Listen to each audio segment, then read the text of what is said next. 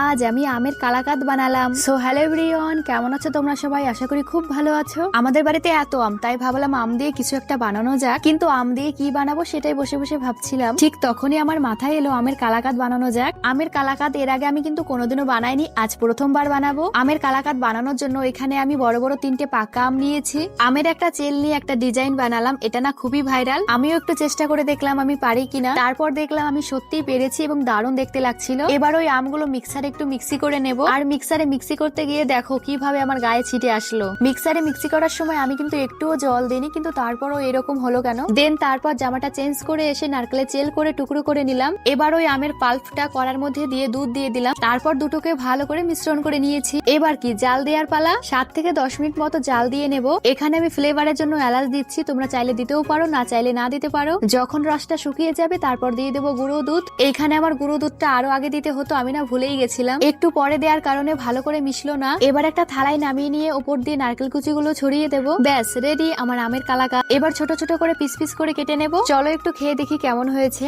আমার কাছে তো খুবই ভালো লেগেছে। চলো এবার মাকে দিয়ে দেখি। মাও কিন্তু খেয়ে ভালো বলেছে। এইভাবে তোমরাও বাড়িতে আম দিয়ে বানিয়ে খেও। তো ভিডিওটা এই পর্যন্তই, দেখা হচ্ছে পরবর্তী কোনো ভিডিওতে। ততক্ষণের জন্য টাটা, ভালো থেকো সবাই।